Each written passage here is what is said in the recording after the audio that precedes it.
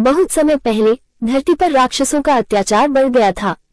महिषासुर नाम का एक असुर था जिसने कड़ी तपस्या करके भगवान ब्रह्मा से वरदान पाया कि कोई भी देवता या दानव उसे पराजित नहीं कर पाएगा। इस वरदान के बाद वह और भी अहंकारी हो गया और स्वर्गलोक पर आक्रमण कर देवताओं को परास्त कर दिया। देवता इधर उधर भटकने लगे और सब मिलकर भगवान विष्णु व भगवान शिव के पास पहुंचे। सभी देवताओं ने अपनी शक्ति एकत्रित की और उसी शक्ति से एक तेजस्विनी देवी का प्रकट होना हुआ। उस देवी को आदि शक्ति दुर्गा कहा गया। उनके 10 हाथों में अलग अलग अस्त्र शस्त्र थे जो देवताओं ने उन्हें दिए थे। भगवान शिव ने त्रिशूल दिया, विष्णु ने चक्र, इंद्र ने वज्र, वरुण ने शंख और इसी प्रकार सभी देवताओं ने अपने अपने अस्त्र सौंपे। देवी दुर्गा का रूप अद्भुत और तेजो में था। दुर्गा माता ने महिषासुर को युद्ध के लिए ललकारा। युद्ध लगातार 9 दिनों तक चला। महिषासुर कभी भैंसी का रूप लेता, कभी शेर का, तो कभी हाथी का। हर बार देवी दुर्गा अपने शौर्य और सामर्थ्य से उसे पराजित करती रही।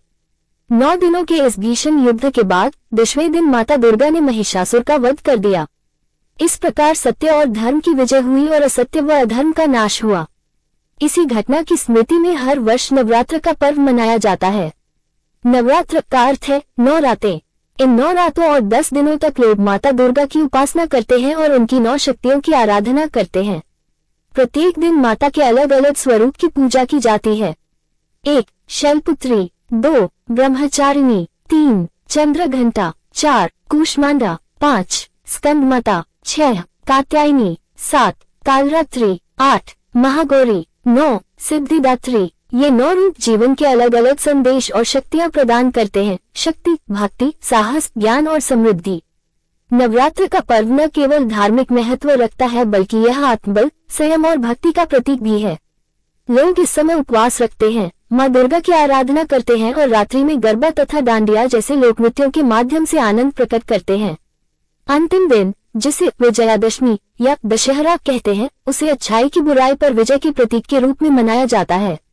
इस दिन रावण दहन भी किया जाता है क्योंकि भगवान श्री राम ने भी इसी दिन रावण का वध कर धर्म की रक्षा की थी।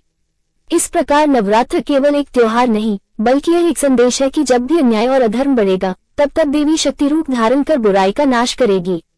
ये पर्व हमें ये भी सिखाता है कि हमें अपने अंदर की नकारात्मकताओं, अहंकार, आलस्य, क्रोध और लोभ को हराकर सच्चाई, साहस और भक्ति को अपनाना चाहिए। इसी वजह से नवरात्र पूरे भारतवर्ष में बड़े हर्षोल्लास के साथ मनाया जाता है और इसे शक्ति की आराधना का सबसे महत्वपूर्ण पर्व माना जाता है।